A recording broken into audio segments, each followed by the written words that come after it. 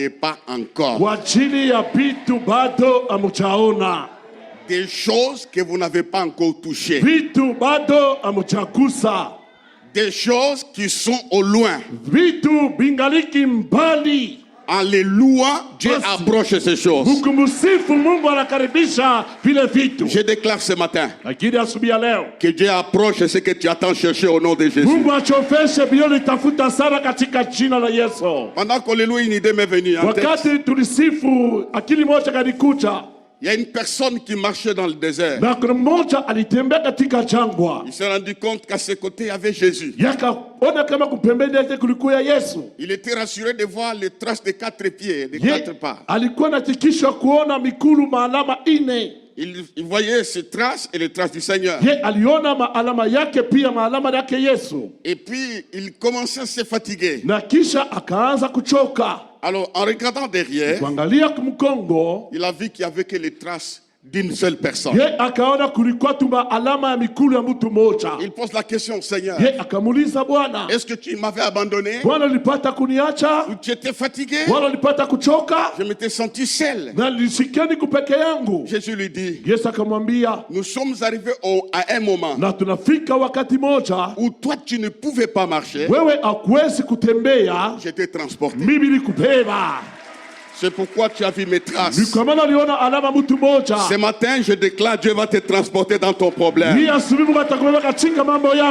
a une personne fatiguée ici, tu es dans les mains sûres. Et nous le louons de cette façon à cause de notre souffle de vie. Nous étions à Kina.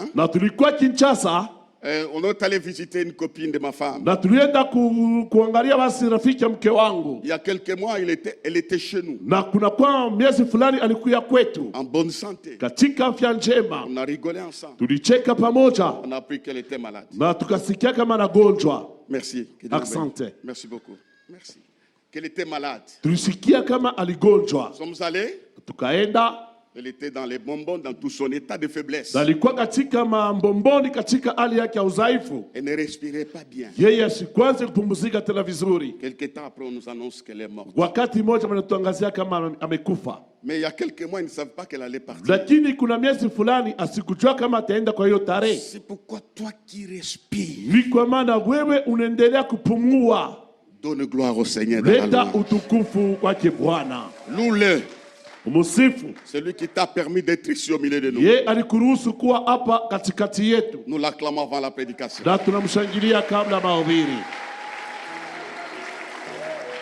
Merci. Dieu notre Père, nous te bénissons pour ce matin. C'est toi qui nous as réveillés. Nous voulons t'exalter, te glorifier. Merci pour cette opportunité. Seigneur, permets que ta parole soit annoncée sous l'onction du Saint-Esprit. Ouvre-moi par ton sang. Purifie mon âme. Purifie mes pensées. Purifie mon être.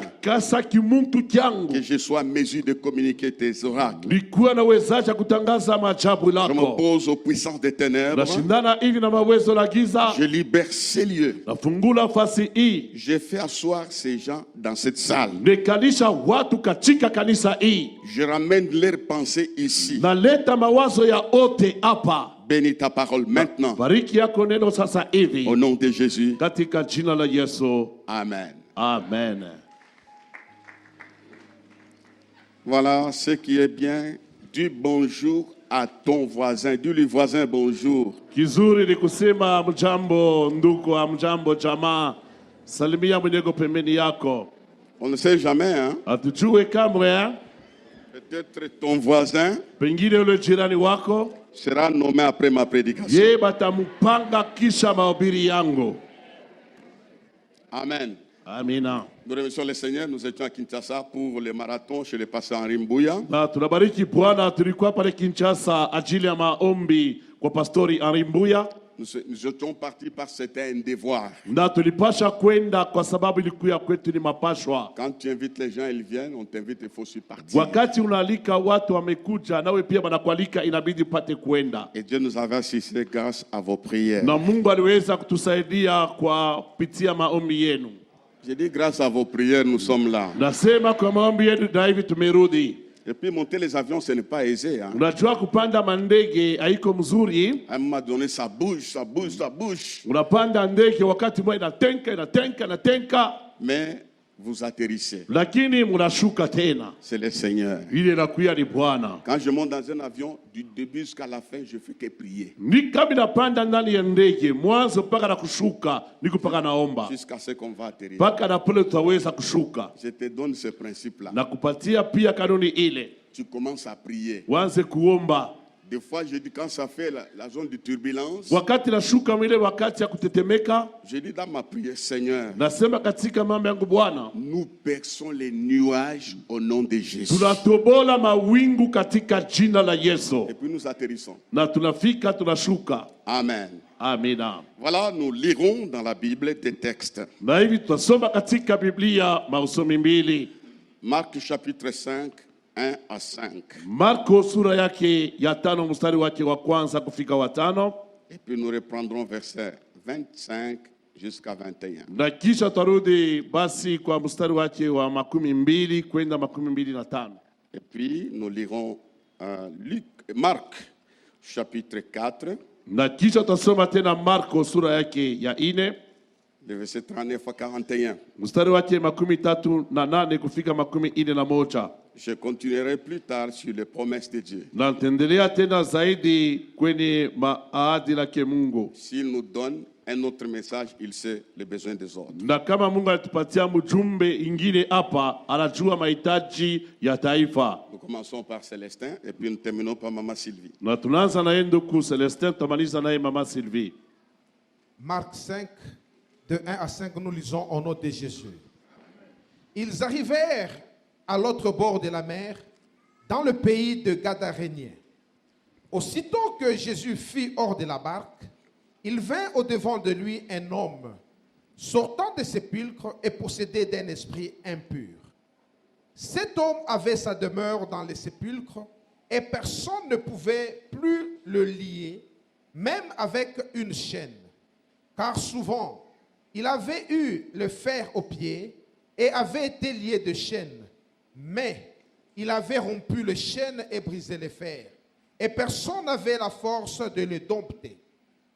Il était sans cesse, nuit et jour, dans le sépulcre et sur les montagnes, criant et se maîtrisant avec des pierres.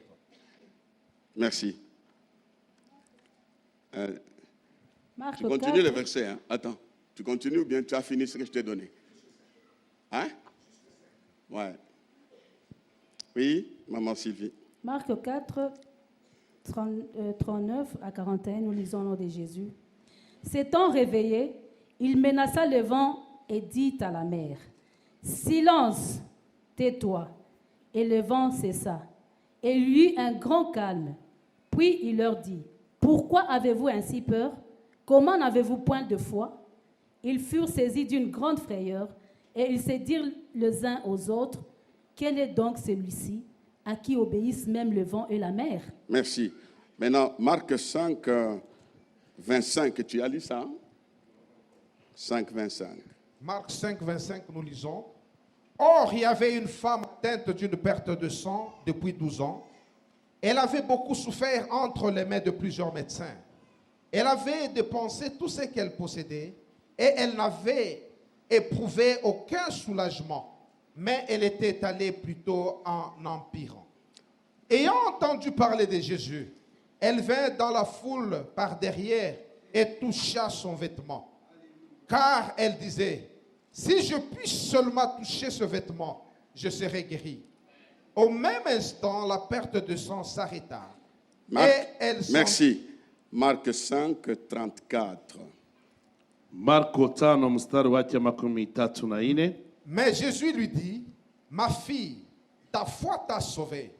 Va en paix et sois guérie de ton mal. Continue. Comme il parlait encore, survinrent de chez le chef de la synagogue des gens qui dirent: ta fille est morte, pourquoi importune davantage le maître? Mais Jésus, sans tenir compte de ces paroles, dit au chef de la synagogue: ne crains pas, crois seulement. Merci. Amen. Nous pouvons acclamer très bien la parole du Seigneur. Tunaweza kushangilia vizuri neno la Bwana. Ce matin, dans ces textes, je vais aller lentement, de Marc 4 et 5. Basi hii asubuhi nitaenda polepole katika kitabu ya Marko sura ya 4 na ya 5. Nous constatons les 5 grands miracles qui confirment l'autorité de Jésus sur la maladie, la nature, les démons, la mort et les tourments de la vie. Na tunaona basi muujiza 5 ya Yesu inahakikisha mamlaka yake juu ya magonjwa, juu ya mfuruko ya maisha na juu Les tourments de la vie, mangaiko ya dunia, sur les démons, na juu ya mademona, sur la maladie, na juu ya magonjwa et sur la nature. na juu pia ya mbaji. Alors, ces 5 miracles Na hiyo muujiza 5 confirment la supériorité de Christ, inahakikisha utawala wake Kristo, confirment la puissance de celui que nous adorons ce matin. inahakikisha mamlaka na uwezo ya mwenye tumeabudu asubuhi ya leo. Disons ensemble: Jésus, tu es puissant. Jésus, tu es puissant. Ça confirme ce qu'il est vis-à-vis de ces choses. Basi inaonesha kile eko mbele ya vitu hivi. J'ai fait une déclaration. Na hapa napata kukiri, S'il y a quelque chose qui a été confirmé, na kama kuko kitu moja kiliweza kuhakikishwa, on a confirmé que la chose ne partira pas. barahakikisha kwa kusema hiki kitu akitatoka. La chose là partira au nom de Jésus-Christ. Lakini kile kitu kitatoka katika jina la Yesu Kristo. J'aimerais que tu dises amen en levant la main. La chose est en train de partir maintenant. Kitu kinatoka sasa hivi. Si on a confirmé Kama tu barahakikisha que cette chose ya kama hiki kitu ne partira pas, akitatoka, parce que la chose mara kile kitu a été chez tes frères et sœurs. kilibamba banduku yako na badada. La chose est arrivée dans ta famille. Kile kitu kilifika katika jamaa yako, Elle a emporté tout le monde. kilibeba batu bote. Parce que l'autorité de Jésus Vile basi mamlaka lake Yesu est confirmée. yayo nakikishwa, La chose là kile kitu kile va se croiser à la puissance de Jésus-Christ. tenda kukutana na uwezo wa Yesu Kristo. C'est pourquoi j'aimerais dire à quelqu'un: Maana napenda kuambia mtu moja, il est capable et possible inawezekana na eko na uwezaji que cette chose nuisible puisse partir. kile kitu kibaya kipate kutoka kwenda. J'ai dit que les 5 grands miracles, Nasema miujiza hiyo 5 mkubwa. un homme de Dieu, un chrétien, Basi mtumishi wa Mungu Mkristo il doit croire au miracle. yanapasha kuamini miujiza. Dieu est un Dieu des miracles. Mungu ni Mungu wa miujiza. Je suis en train d'introduire Niko nenda kuleta kingilio. un miracle Basi muujiza, dans ce qui te fait gémir. niko naingiza muujiza kwa kile kitu kinakuridhisha. Il y aura un miracle Utakuya muujiza dans la chose qui te glisse. ndani ya kile kitu kinakutelemuka. Qui croit à un miracle ce matin? Nana mini muujiza asubuhi ya leo. Alors reçois ton miracle pendant que je prêche au nom de Jésus. Pokea muujiza wakati nahubiri katika jina la Yesu. C'est là où se trouve notre combat. Ni pale penye peko vita yetu. Satan aggrave les situations. Ye shetani anafanya hali na kuya hatari. Il travaille pour t'enlever la notion des miracles. Ye anatumika juu ya kutosha hiyo somo ya muujiza. Que les miracles n'existent pas. We useme muujiza ikanakeko. Je dis une chose ce matin Nasema kitu moja asubuhi hii. à un frère ou à une Kwa sœur: ndugu wala dada fulani, le miracle pour toi est toujours possible au nom de Jésus. muujiza Miujiza yako iko nawezekana katika jina la Yesu. En lisant ces deux passages, Na kusoma mausomi mbili hii, nous allons constater quelques vérités. na tutafumbula maukweli mbalimbali. Quand vous lisez la Bible, détectez ce qui est caché. Basi kama nasoma Biblia, vumbula kinye kinafichama. La première vérité, Ukweli ya kwanza dans ce chapitre 4 et chapitre 5, katika hiyo sura ya 4 na sura ya 5, Jésus seul peut affronter ton problème. Yesu pekee anaweza shambulia mambo yako. Lui seul peut attaquer ton problème. Yeye pekee anaweza kushambulia mambo yako. Lui seul peut voir ses problèmes en face. Yeye pekee anaweza kuona mambo yako mbele yake. Donne-moi un amen. Lui seul peut terminer ton Yeye problème. pekee anaweza maliza mambo yako. Il peut le faire. Anaweza kuyamaliza. La deuxième vérité, Na ukweli ya pili, Dieu commence là où les hommes s'arrêtent. Mungu ameanza penye watu wamesimama. Dis ça à ton voisin, Dieu va commencer. Quand tous les hommes s'arrêtent, Wakati watu wote wamesimama, Dieu commence. pale Mungu ameanza. C'est une vérité. Ile ni ukweli. Lui seul peut affronter ton problème. Yeye pekee atashambulia mambo yako. Dieu commencera là où tu vas t'arrêter. Yeye Mungu pekee ataanza penye utasimamia. Dieu s'arrête là où les choses semblent s'arrêter. Mungu anasimama pale vitu vinaonekana kama vinasimama. Troisième vérité, Kweli ya tatu, la foi engage Dieu dans les processus de miracles. imani inaweka Mungu katika maandamano ya muujiza. Quatrième vérité, Kweli ya 4, Jésus-Christ est le maître de tout. Yesu Kristo ndiye mwalimu wa vyote. Est-ce qu'on ne peut pas acclamer parce qu'il est le maître de tout? Hatuwezi shangilia maana yeye ni mwalimu wa vitu vyote. Il est le maître des temps. Yeye ni mwalimu wa nyakati. Il est le maître le lundi. Yeye ni mwalimu kazi moja. Il est le maître le mercredi. Mwalimu tena kazi tatu. Il est le maître janvier, février, mars et avril. Yeye ni mwalimu Januari, Februari na mwezi ya 3 ya 4. Il est le maître de tout. Yeye ni mwalimu wa vyote. C'est pourquoi ce matin, Kwa maana hii asubuhi ma prédication sera entrecoupée. maombi yangu taanza kuikatakata. Je vais vous déranger, recevez déjà la force pour prier ce matin. Minde mifuruka mulamuke msikuikale je kupata nguvu kuomba asubuhi ya Je leo. parlerai 10 minutes, on prie. Das- 15 minutes, on prie. Tasema dakika 10 tunakata maombi, 15 tunakata maombi. Il est le maître de tout, Yeye ni mwalimu wa vyote, même de tous les mois. hata juu ya miezi yote. Parce qu'il arrive des fois, Wakati ingine inafika dans beaucoup de familles en Afrique, katika majamaa mingi katika Afrika on dit que le mois de juillet, wanasema mwezi ya 7 il y a une maladie qui se manifeste. kuko magonjwa fulani kunakuya. Les autres, c'est au mois de décembre. Pengine ni kwa mwezi wa Disemba, Les gens meurent. watu wamekufa. Je vous annonce ceci. Nilitangazia hivi Par la grâce de Dieu, kwa neema ya Mungu, cet état de choses ne va pas se répéter au nom de ile Jésus-Christ. hali ya vitu haitarudia katika jina la Yesu. Parce qu'il est le maître de tout. Maana yeye ni mwalimu wa vyote. Il est le maître de tout. Yeye ni mwalimu wa vyote.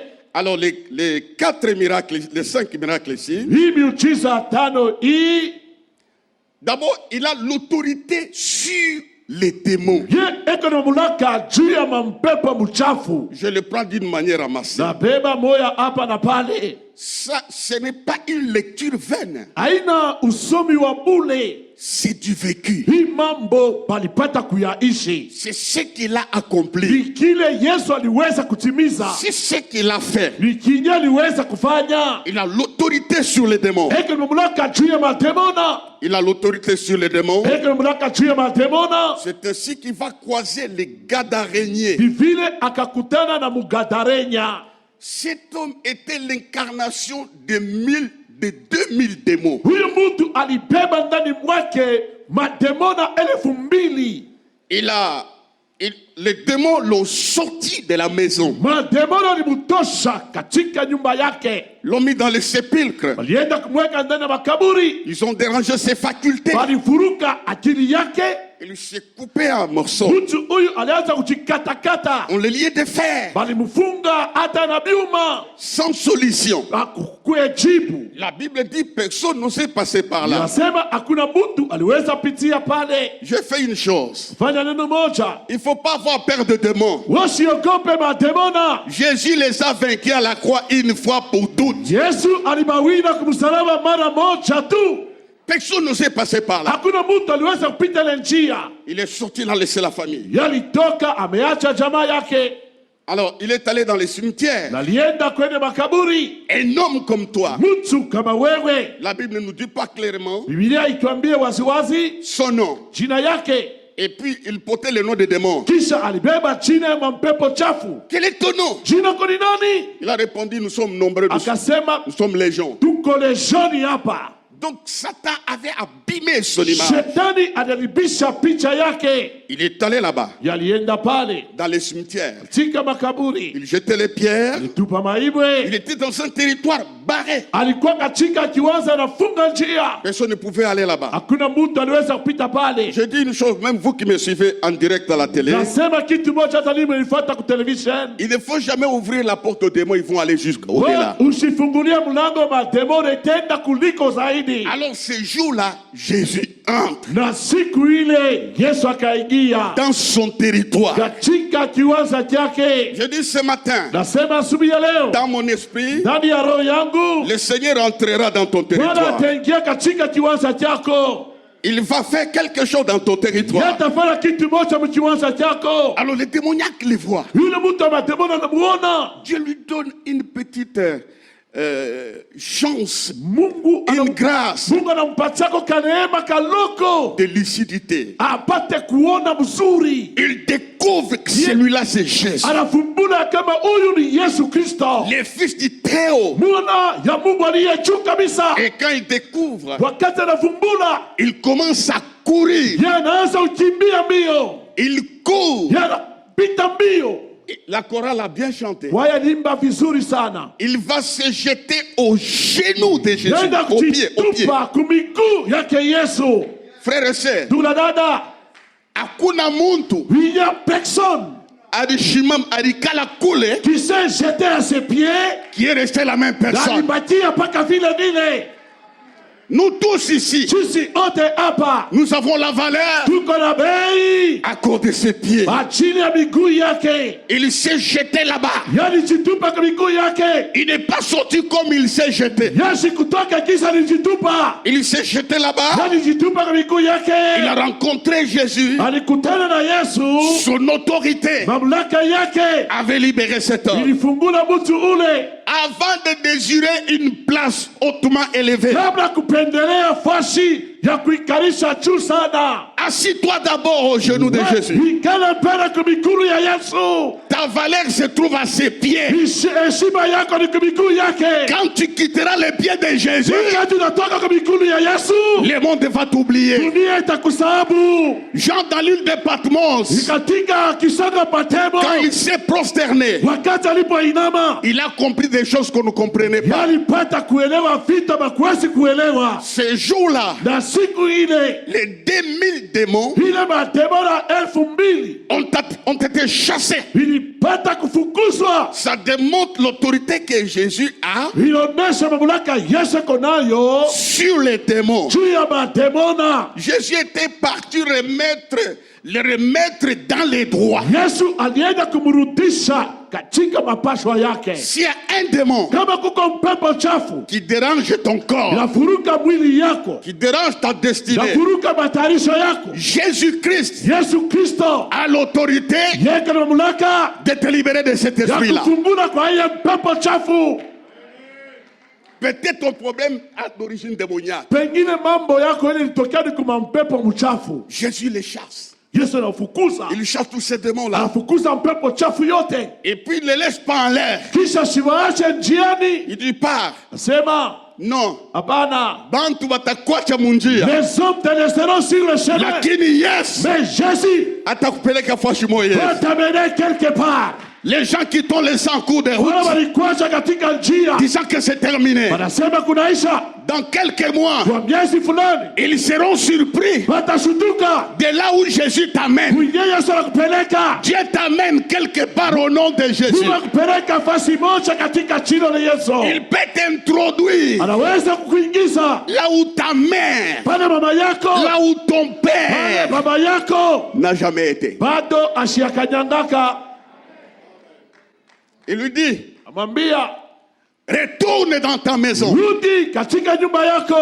Là, il va résoudre les problèmes familiales. Pale analeta jibu kumambo ya jamaa. Il y a un vide dans ta maison. Jamaa munyumba muko utupu. Il y a des gens qui pleurent. Kuko watu wamelia. Il y a des gens qui se lamentent. Watu wananungunika. Parce que la maison est vide. Wana nyumba iko utupu. Tu n'es pas là. Wewe unaapa. Tu dois rentrer à la maison. Unapasha kurudi kunyumba. Frères et sœurs. Dada. Dieu est capable de régler les problèmes de ta maison, de régler les problèmes de ta famille. Il peut les régler. Plutôt. Il a dans l'autorité. Nous voyons la première chose, c'est la libération de ces démoniaques. Il avait changé son identité. Et quand Jésus le libère, les démoniaques voulaient le suivre. Quelle bonne attitude. Une bonne idée.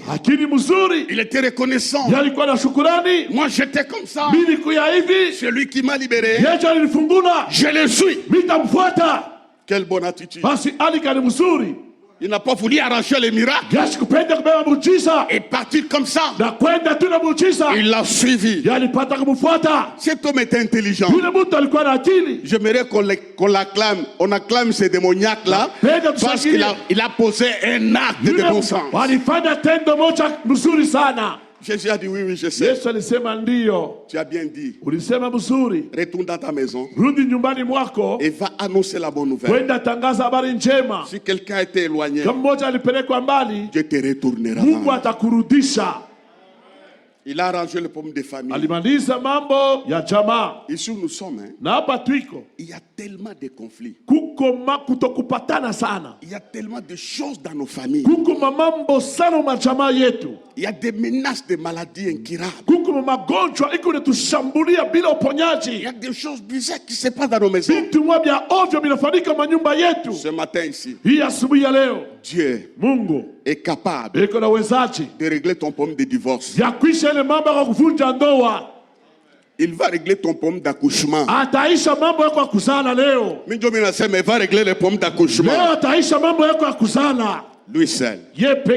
Et quand il a chassé les démons, il a donné la valeur à cet homme-là. Les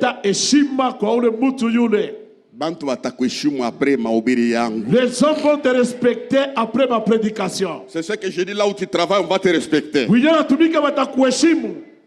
On va te nommer sans procédure. On va te nommer sans connexion. On te verra seulement comme ça. Il dit viens ici. Assis-toi là. Tu vas te poser la question. Moi s'asseoir où? Assis-toi là. C'est toi qui deviens. Tu es capable de le faire ce matin.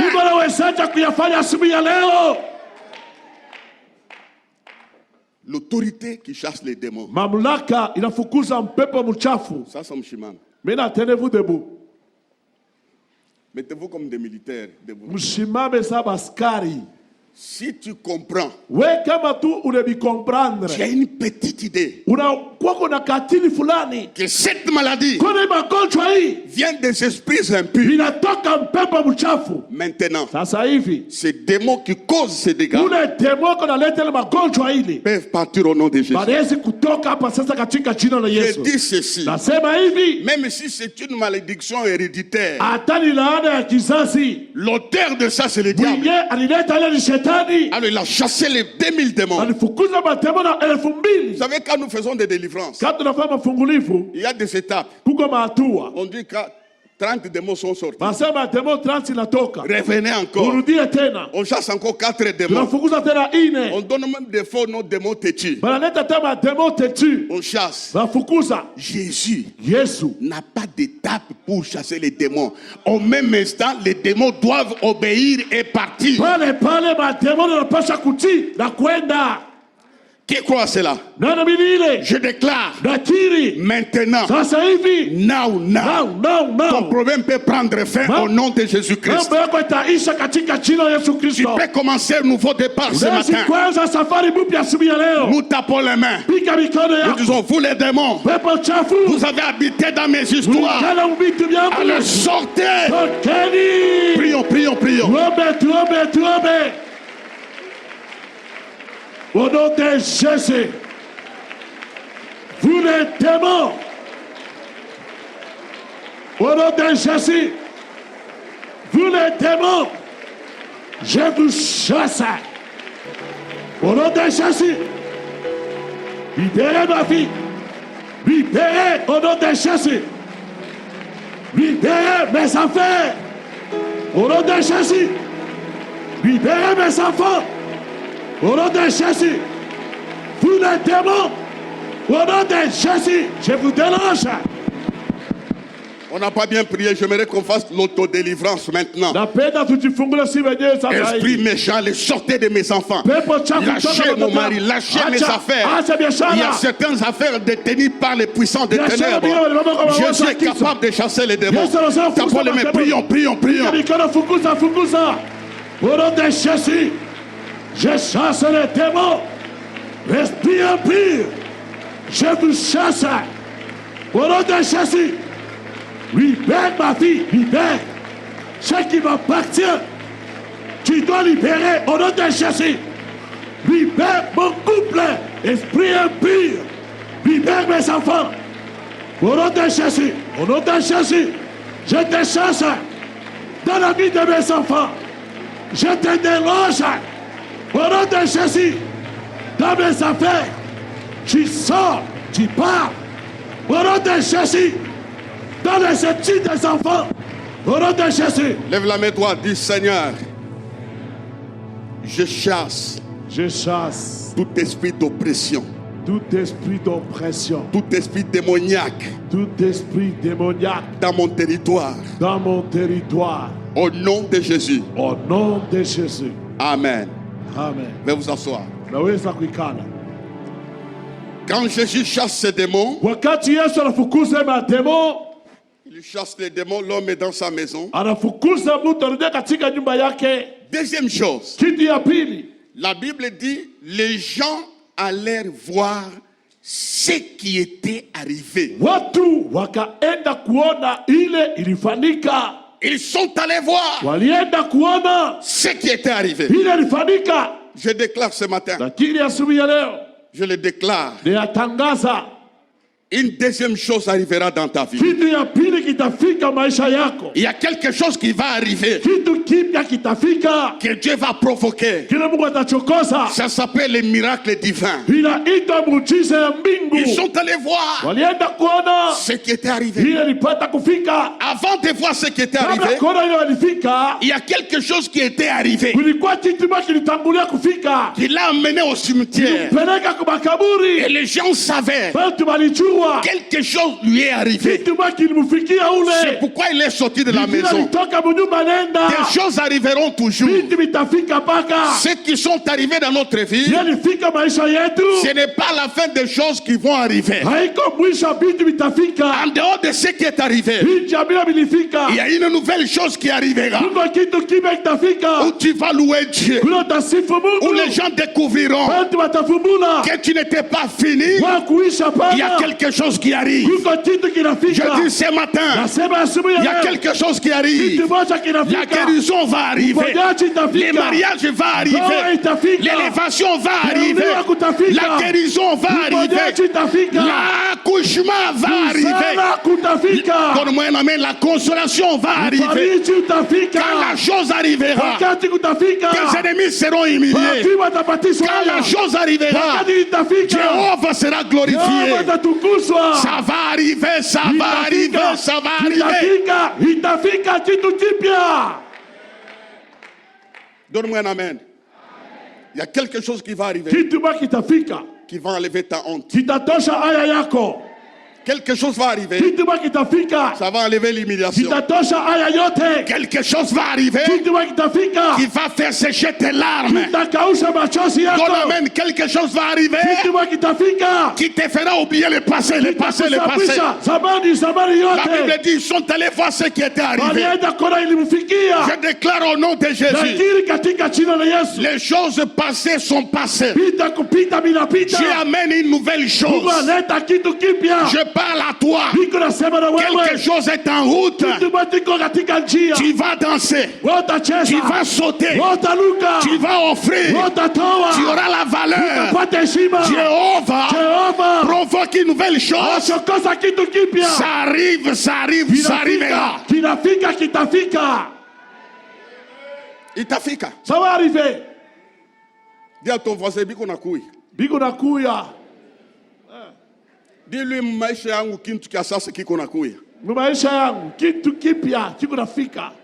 Parle avec conviction. Kuko kintu kiko nakuya. Kuko kintu kiko nakuya. Unilamukie mzuri. Unilamukie mzuri. Kuko mambo iko nakuya. Kuko mambo yanakuja. Unyangalie mzuri. Regarde-moi bien. Hautani reconnaître. Tu ne vas plus me reconnaître. Kuko mambo iko nakuya. Quelque chose vient. Baraka inakuya. La bénédiction est en route. Mwangaza inakuya. La rivière est en route. Utukufu inakuya. La gloire est en route. Itasampisha. Ça va nettoyer.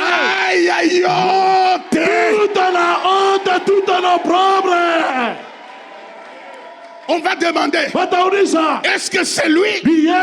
Et ce n'est pas lui. Tu leur diras, tu sais seulement ma voix. C'est moi. En Égypte, quelque chose est arrivé. On a jeté Joseph dans la citerne, dans la prison, vendu comme une marchandise. Il a porté une tunique qui avait le numéro de prisonnier. C'est arrivé. Persévère dans la prière. Mais pour Joseph, et quelque chose d'autre est arrivé. Ses frères sont venus. Il les avait tous reconnus. Et ils ne l'ont pas reconnu. Je déclare, d'ici décembre, Abatakuyua, Abatakuyua, Abatakuyua, Abatakuyua, ils ne vont plus te reconnaître. Quelque chose va arriver. Écoutez frère, cet homme est exposé à l'humiliation. Il était nu. Il était nu. Un père, un homme comme toi, il se promenait nu, sans vêtements. Mais quand il a rencontré Jésus, la Bible dit, on l'a trouvé vêtu. Ils vont plus te trouver comme amen, amen, amen. Ceux qui t'ont laissé là ne vont pas te trouver comme ils t'ont laissé. Il était vêtu. Jésus n'avait pas de tailleur. Mais dans sa provision, il savait il y a quelqu'un qui est nu. Ce matin, il connaît il y a quelqu'un qui est malade. Il y a quelqu'un qui pleure. Il y a quelqu'un qui manque l'argent. Et il savait quand il va te rencontrer, lui seul peut combler tes besoins. Il savait dans l'état où il était. Et dans sa provision, ton problème n'a pas fini. Ne te fâche pas contre les gens. Il faut eux aussi qu'ils voient ici. Ils l'ont trouvé dans ce que Jésus avait fait.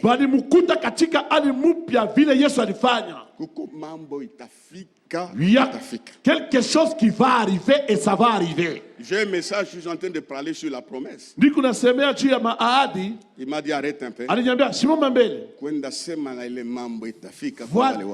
le problème qui va arriver là. Ça va arriver. Tu seras identifiable. Il chasse les démons. Il fait tout ça. Là, c'est le pouvoir sur les démons. Les gens de la ville avaient constaté. Même pour toi, les gens constatent. Il faut qu'ils constatent. Deuxième miracle,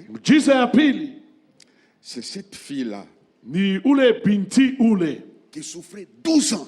Yaliteswa miaka 12. Les sangs coulaient. Damu kunamwanyika. Pendant 12 ans. Kadiri ya miaka 12.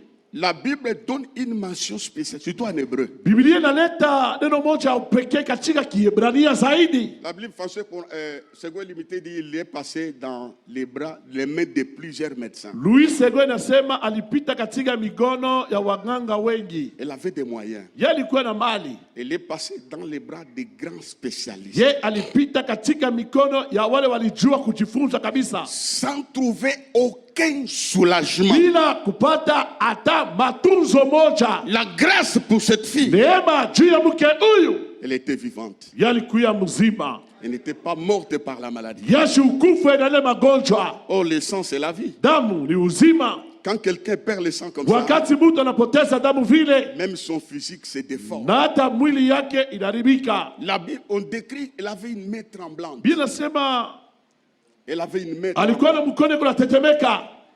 Elle entend comme tu m'entends. Akasikia habari gizu nilisikia hapa. Personne ne lui a prêché en face. Hakuna mtu alimhubiri mbele ya uso. Elle a entendu quelques miettes de phrases. Alisikia tu misemo ya mbalimbali. Elle sent dans son cœur. Akasikia katika moyo wake. Je vais entrer dans cette foule là. Napasha kuingia katika ile makutano. Quand Moussans présidait ici, il a dit une chose. Wakati Moussans aliongoza alisema kitu moja. Sur David. Juu ya Daudi. Je désire napendelea aller dans la maison de Dieu. Wenda katika nyumba ya Mungu. Vous savez, là où il y a Jésus, pale peko Yesu, ça devient sa maison. Panakuwa ni pa nyumba yake. Parce qu'il fait tout ce qu'il veut. Yeye anafanya vyote anapenda. Chaque foule là, kila makutano, c'est sa maison. Ni nyumba yake. C'est comme cette femme allait dans sa maison. Ni kama ni mke alienda katika nyumba yake. Mais déterminée. Dashaba. Elle ne voulait pas être parmi les apôtres. Elle ne cherchait pas un titre. Son but n'était pas cela. Son but que son problème soit réglé. Quand tu viens à l'église, et un but de connaître Jésus, et d'être sauvé et guéri, ça s'arrête là. Elle est en train avec un but. Je déclare qu'il te soit fait selon ta foi maintenant. Elle a donné une procédure à son miracle. Je vais entrer. Je ne vais pas les toucher.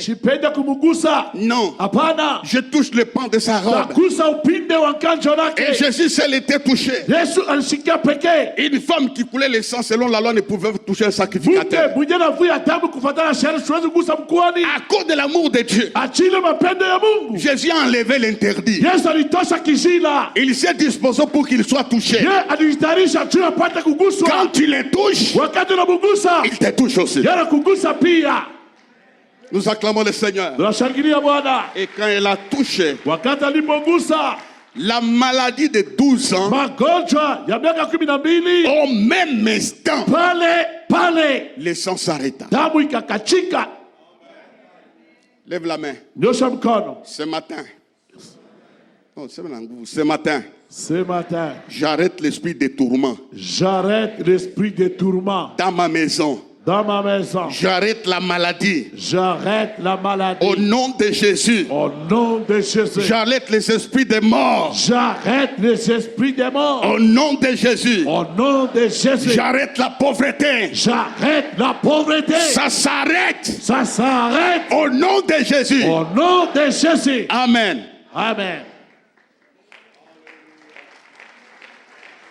Jésus n'a pas dit qui a touché ma robe. Quelqu'un m'a touché. Tu ne peux pas les toucher sans que quelque chose ne se passe. La maladie s'arrête. Ça s'arrête. Il a le pouvoir, l'autorité sur la maladie. Un grand missionnaire a dit un jour, comme s'il doutait, Dieu, j'ai prêché, mais je ne vois pas clairement les miracles. Le Saint-Esprit lui a dit, toi tu es bénéficiaire de beaucoup de miracles. Tu sais le jour où tu avais la diarrhée là, Satan avait décidé de te tuer. J'ai arrêté la mort. Nilisimamisha kifo. Les jours où tu vomissais là. Siku unaanza kutapika wewe. C'était le jour de ta mort. Ndio ilikuwa siku ya kufa kwako. J'ai fait un miracle. Nikafanya muujiza. Vous tous ici. Nini ote hapa. Louez Dieu pour tout ce qu'il a déjà fait que vous ne connaissez pas. Musifu Mungu kwa yote ashakufanya binyamujue. Bantunga barikufa na nini Covid. Combien de personnes sont parties avec Covid? Tu es là. Wewe ungali mzima. Haina miracle. Ce n'est pas un miracle. C'est un miracle. Ni muujiza. La malaria tue les gens. Malaria kunaua bantu. C'est un miracle. Ni muujiza wako mzima. Alors ce matin, oui, asubuhi. Veuillez vous lever. Simameni mbele. J'aimerais qu'on fasse une prière Napenda tufanye maombi pour menacer la maladie dans nos corps. Ajili kuamakia magonjwa katika mili zetu. Quelles que soient ces anomalies. Ijapokuwa hali yake. Quel que soit l'âge. Ijapo miaka De cette maladie. Ya ile magonjwa ile. Les gens ont peur de citer la maladie diabète. Bantu bako naogopa kutaja magonjwa ya diabete. Cancer. Cancer. Quoi encore? Nini tena? Sida. Sida. Ce sont des noms. Ile yote ni majina. Quand les gens ont fait des examens, on donnait des noms à ces maladies. Wakati bantu balichunguza, balipatia ile magonjwa yote manjina. Mais ce matin, hasa hii asubuhi, il y a un nom. Kuko jina moja au-dessus de tous les noms. Iko juu ya majina yote. Capable de détruire la maladie maintenant. Vinawezaje kuvunja magonjwa sasa hivi. Maintenant, j'aimerais qu'on chasse cette maladie-là. Penda tufukuze ile magonjwa ile. Dans ta maison. Ndani ya nyumba yako. Tapons les mains, chassons la maladie. Prions ça, prions ça. Fukuze magonjwa. Au nom de Jésus ce matin. Je chasse la maladie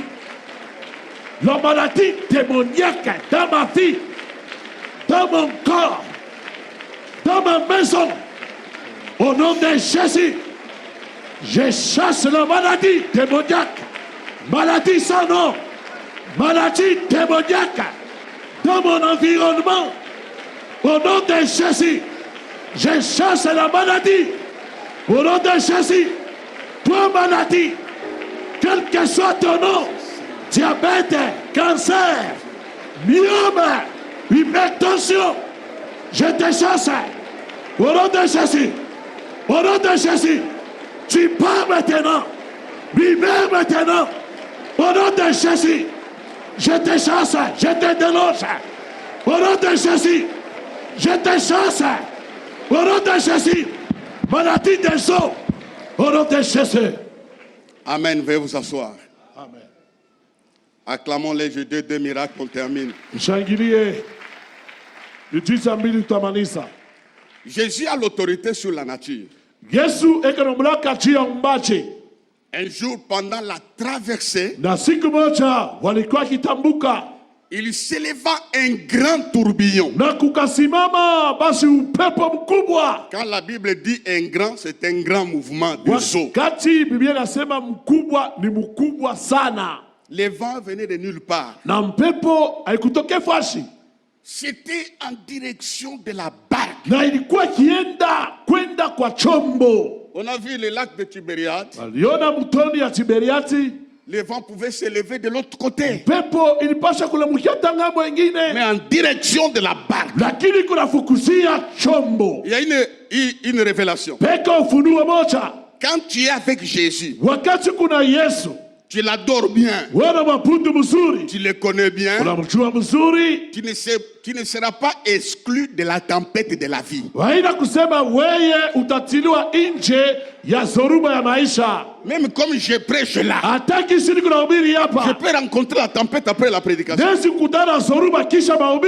Nous ne sommes pas venus ici pour ne pas voir les épreuves. La beauté de l'épreuve, c'est la fin et les miracles qui s'en suivra après. La tempête va te suivre. Oui. La tempête ne suit pas les faiblards. Les gens qui ne quittent pas le royaume de Satan. La tempête suivra les piliers. Les gens forts, les gens puissants sont candidats à la tempête. Les tourbillons se lèvent. Je dis une chose. Tu as ton avenir tellement grand et merveilleux. les combats seront proportionnels. Mais il y a une vérité. Aucune tempête, aucun vent ne va t'engloutir au nom de Jésus-Christ. Parce que celui qui est dans la barque, il est le maître de tout. Il est le maître du vent. Il est le maître de la tempête. Il est le maître de la mer. Il est le maître de tout. Et puis Jésus a laissé le flot, l'eau entrer dans la barque. Frère, si vous me posez la question, je peux vous expliquer les choses qui m'ont arrivé. Des fois, je dis à ma femme, est-ce que c'est la mort ou c'est quoi? Mais j'existe encore. Jésus-Christ en moi, l'espérance de gloire. Lève la main. Dis, je ne suis pas maudit. Je ne suis pas maudit. Si les choses sont bloquées encore aujourd'hui, cela ne dit pas qu'il n'y aura rien. Cela ne veut dire pas.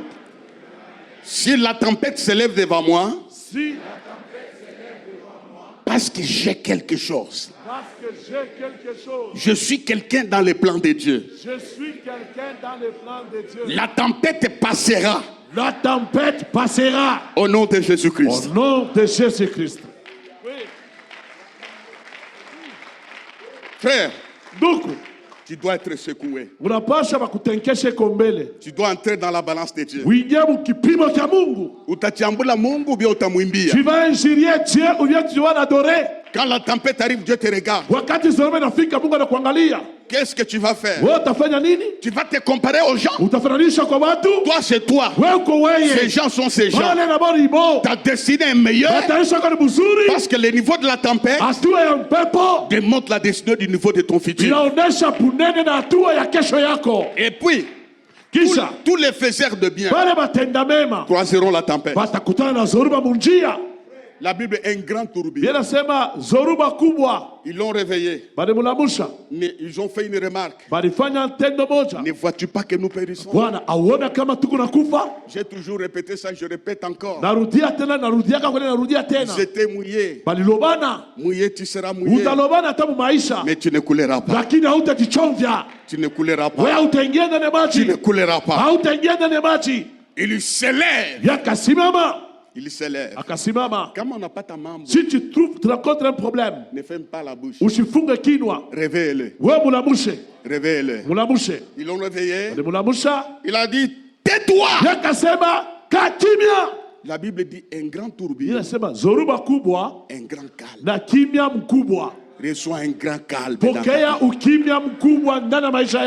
Des choses qui se cachent de gauche à droite vont s'affaisser et vont se taire. Ils ont dit, qui est donc celui-ci? Mungu, Dieu, tu ne vas pas les connaître seulement tel que nous sommes assis. Il y a une nouvelle dimension. Que tu passes par le feu. C'est là que tu les connaîtras. Daniel, dans la fosse au lion, nous a laissé une référence de qui est Dieu. Shadrach, Meshach, Abednego. Ils ont eu une connaissance de Dieu. Ils ont dit dans le ciel et sur la terre, il n'y a pas un Dieu comme toi.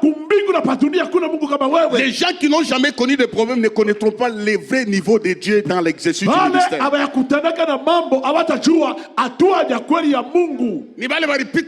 C'est ceux qui sont passés par le feu. Je déclare, il est mort. Le feu là ne va pas s'éteindre. Ça va s'allumer. Ça ne va pas te brûler. Ceux qui il ne faut pas mourir. Ils verront comment tu vas sortir. Si tu ne passes pas par la tempête, tu ne découvriras pas Dieu. Qui est donc celui-ci devant qui même les vents lui obéissent? Et quand ils sont arrivés de l'autre côté, ils ont compris que celui qui était là, il est le maître de tout. Il est le maître de tout. Quand tu as des problèmes, viens. Viens. Il a son moment à lui. Et ce moment-là vient de s'accomplir ce matin. Nous acclamons le Seigneur. Deux choses, je termine.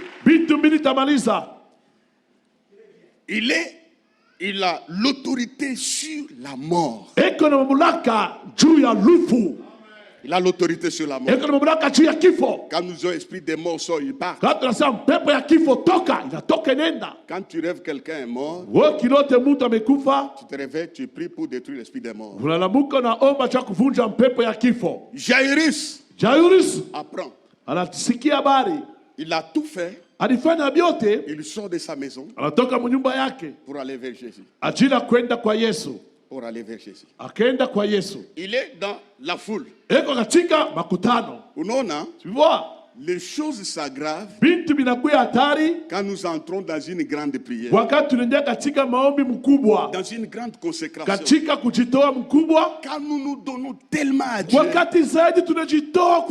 Satan chauffe de l'autre côté pour me décourager. C'est que Jairus, il oublie son titre, sa position. Il va vers Jésus. Il lui dit, maître, mon enfant est à l'extrémité. Parle est comme extrémité. Pendant que l'enfant était à l'extrémité, la situation est récupérée. Jairus a vu que le cœur de son enfant battait. L'enfant respirait encore. Jusqu'à ce qu'il ait eu l'information. N'importune pas les maîtres. N'importune pas les maîtres. Ton enfant vient de mourir. Cette information, il la reçoit au milieu de la foule. Je l'ai dit la fois, parce que Jésus récupère ça. Il dit, ça ne peut pas entrer dans son corps. Pendant que je suis en train de prêcher, je récupère. Pour semer dans vos cœurs l'espérance que Jésus est présent. Il dit, ne crains pas, crois seulement. Jésus est allé jusque dans la maison. Il a trouvé l'enfant mort. Jésus viendra jusque là où tu es. Il le prend par la main. Il dit, Tabitha Kumi. Tabitha Kumi, jeune homme, je te l'ai dit, lève-toi. Au même instant, il repart la vie. Il a le pouvoir sur la mort. Au lieu de vous tenir, de vous lever la main. Oh mort, à haute voix, oh mort, où est ta puissance? Sors de ma famille. Sors de ma maison. Esprit de mort. Lâche. Moi, je ne mourrai point. Je raconterai les œuvres de Dieu. Je verrai la gloire de Dieu. Oh mort. Lâche mon corps. Esprit de maladie. Tu me dictes la mort. Allez, sors de ma vie. Sors de ma vie. Sors de ma vie. Sors de ma famille. Au nom de Jésus. Nous l'acclamons. Maintenant écoutez. Je vais terminer.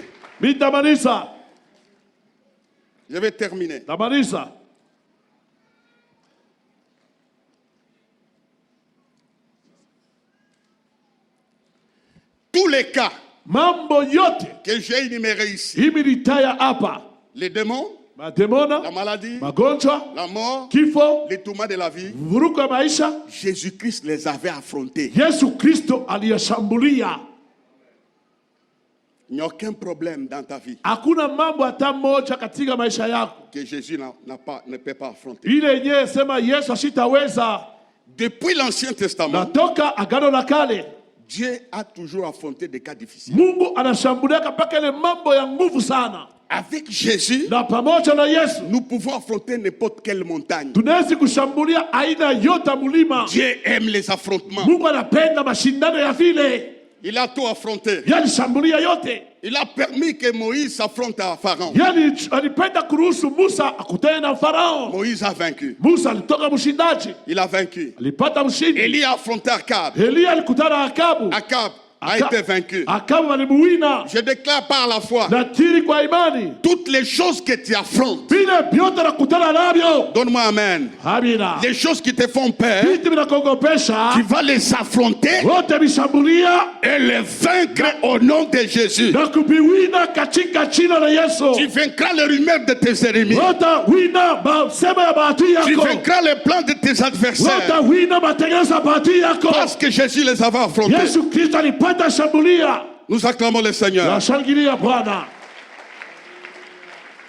Deux choses encore, je termine. Vitu mbili tamaliza tena. Dans notre affrontement contre ces choses, Ndani ya mashindano yetu na bila bintu. il n'y aura pas de match nul. Hakuna sema tunashindana. Il n'y aura pas de match nul. Hakuna kushindana hata. C'est à toi que je dis il n'y aura pas de match nul. Niko nasema haina mashindano. Les deux grandes équipes peuvent s'affronter. Ile matimu mbili zikutana. On déclare les matchs nuls. Banasema banashindana. Tu comprends Pungwe, il n'y aura pas de match nul. Mungu hakutakuwa kushindana. Parce que Jésus est de notre côté. Yesu ni mungambo yetu.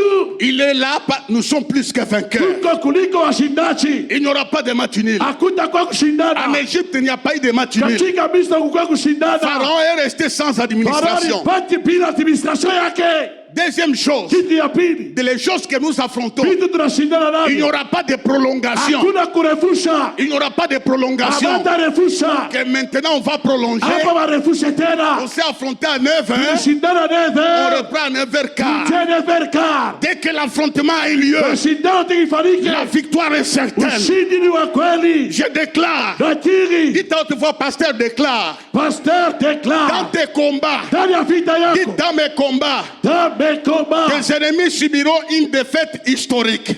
Les ennemis subiront une défaite historique. Ils subiront une défaite historique. Ils subiront une défaite historique. Les jours qui viennent. Les jours qui viennent. Dites à haute voix les jours qui viennent. Les jours qui viennent. Dans mes affrontements. Dans mes affrontements. J'aurai une victoire historique. J'aurai une victoire historique. Quand Pemba parlera de ta victoire. Quand Kenya parlera de ta victoire. Katuba parlera de ta victoire. Kinshasa parlera de ta victoire. Bukavu parlera de ta victoire. Dans les cas des ennemis, il ne faut pas se relever. Parce qu'à la croix du Calvaire, il y a eu un affrontement entre Jésus et Satan. Satan a eu une défaite historique. Il a été dépouillé de tout son gouvernement. Les princes des ténèbres, les démons des morts, les maladies, les malédictions, ces choses ont été vaincues. Jésus a dit, tout est accompli. Jusqu'à ce jour, notre puissance, c'est la victoire de Jésus dans l'affrontement, dans l'affrontement. Il a affronté les gens qui avaient le cercueil, la veuve de Naïn. Leur programme, c'était l'enterrement. Mais Jésus avait un autre agenda. C'était la résurrection. Entre dans l'agenda de Jésus. Il y a d'autres choses que tu vas connaître. Ne méprise jamais celui qui a acheté à tes côtés. Parce que tu connais son histoire. Comment vous avez grandi. Comment vous avez évolué. Dieu a un autre agenda. Parce qu'il a un autre agenda. Veuillez vous lever. Nous acclamons le Seigneur.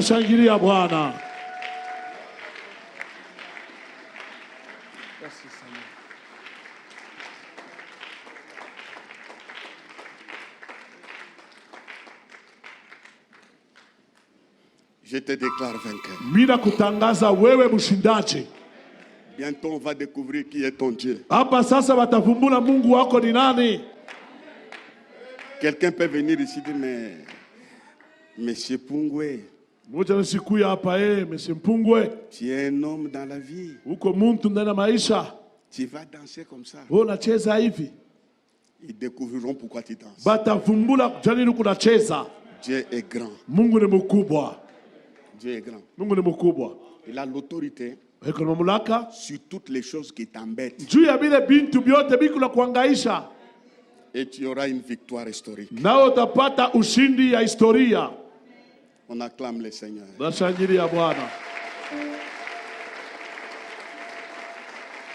Lève la main droite. Père. Répète cette prière. Père. Père. J'ai suivi ta parole. J'ai suivi ta parole. Ce n'est pas la parole du pasteur. Ce n'est pas la parole du pasteur. C'est ta parole à toi. C'est ta parole à toi. Tu es venu me déplacer. Tu es venu me déplacer. Du lieu de malheur. Du lieu de malheur. Vers les lieux de bonheur. Vers les lieux de bonheur. Je crois fermement maintenant. Je crois fermement maintenant. La chose qui m'est arrivée il y a quelques années. La chose qui m'est arrivée il y a quelques années. Sera remplacée par une nouvelle chose qui m'arrive maintenant. Sera remplacée par une nouvelle chose qui m'arrive maintenant. Je reçois la nouvelle chose. Je reçois la nouvelle chose. Maintenant même. Maintenant même. Je reçois la nouvelle chose. Je reçois la nouvelle chose. Merci pour ta parole. Merci pour ta parole. Au nom de Jésus. Au nom de Jésus. Amen. Amen.